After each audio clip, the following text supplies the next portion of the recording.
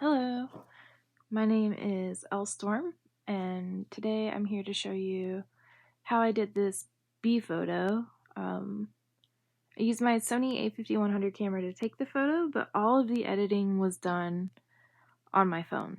Actually, it's not even a phone, it's an iPod Touch, a 7th generation iPod Touch. That's where I did all of the editing. But all of these apps that I use are available on Apple and on Android, so no matter what device you have, you can do this editing with a phone or an iPhone or an iPad.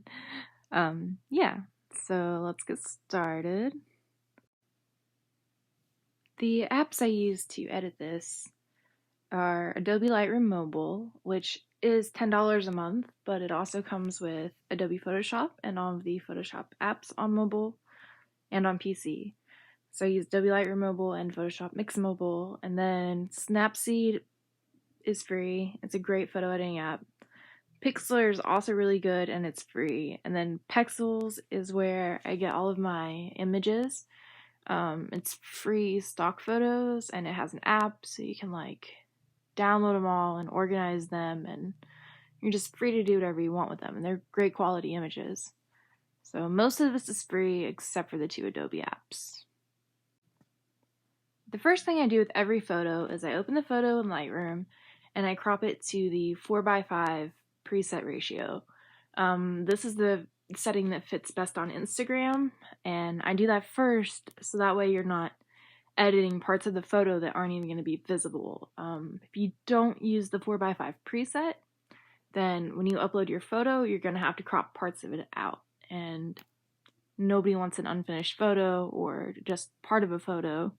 So I always start with the 4:5 ratio setting, and yeah, just works for me.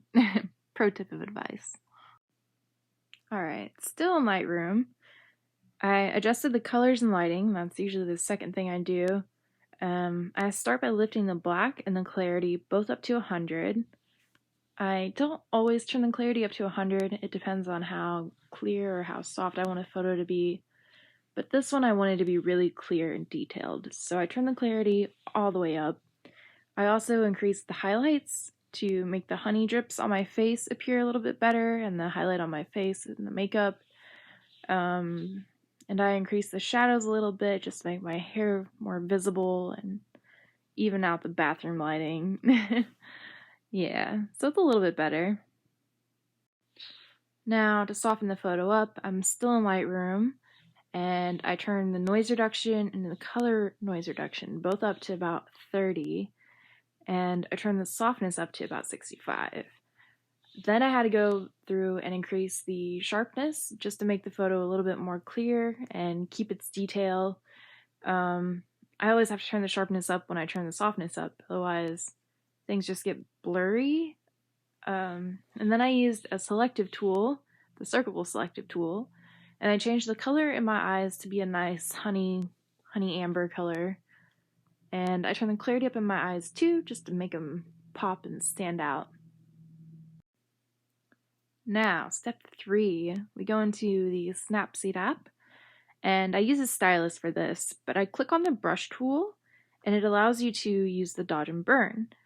I use dodge and burn to enhance the dimension of the photo, of my face really.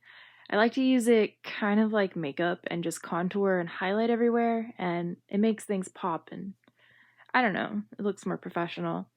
I also use Snapseed's healing tool because it's a little bit better than Lightroom's, so I used that and I cleared up my skin, and I adjusted the warmth of the photo by just a little bit to make it all a little bit more honey and golden and warm.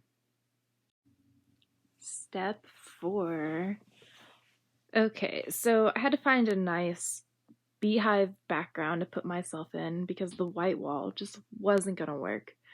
So I opened the Pexels app and I just typed in honeycomb or honeybees, I'm not really sure. I tried both, but I found this image. They had a few, but this one was the one I wanted. It worked the best with the photo. I freaking love this app. It works so well for changing backgrounds because all of the images are 4:6K and they're just high quality, easy access. It's free, and you're not going to get viruses. So I highly, highly recommend. So believe it or not, but I prefer Photoshop on my phone over using my desktop, or my laptop, excuse me. It's just so much easier. I use the auto tool and just auto remove myself from the background and layered myself over the bees, and it took no time at all. But even when I have to cut myself out, it's just so much easier. I just use a little stylus and I just draw over what I want cut out, and it's incredibly easy. It's super fast, and I don't know. I just like editing on my phone because it's portable. I gotta quit saying phone. It's an iPod Touch. I'm using that to edit now. It's so crazy how technology has come along. I also downloaded 2 different images of these bees from the Pexels app, and I added them to the Photoshop mix, created a new layer, I cut them out, and then I individually placed them on my face.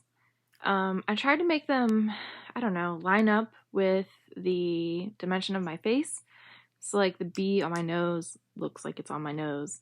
And then while in Photoshop Mix, I adjusted the lighting and the color of the bees to make them look like they were photographed right there, right then at the same time. I got pretty close. I had to go back through later and even things out more, but we're getting there. Each of the apps I use have things that they're good at. So Snapseed, I really like the dodge and burn. Photoshop, I really like the adjustment of lighting and color. They all just have something they're good at. So I'm taking the photo back into Snapseed specifically for the dodge and burn brushes.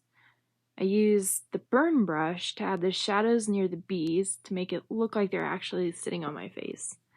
And then I use the dodge brush to add highlight to the wings of the bees to make them look, you know, more three-dimensional, like they're actually standing up in contrast. Yeah, we are almost done. On to the last step, I promise. The final step, and this was really just an afterthought. I took the photo back into Lightroom and I straightened it out and cropped just a little bit more. Basically just cropped my shoulder out. And then I reduced the exposure by a little bit to make the lighting a little bit more even because I did add those bees in the background. And what else did I do? I also increased the shadows by 15. So yeah, it looks like it's well lit enough, and I think the bees look even enough. I don't know. There's always room for improvement, and now that I look at it again, I'm like, meh. Voila. I guess I am pretty happy when I look at the before and after like this. Yeah. So, thanks for watching. If you like this, please subscribe. If you want to see more videos, just let me know. I really don't know how you guys feel about these. So they take a lot of time to make, and I don't want to keep making them if nobody wants them.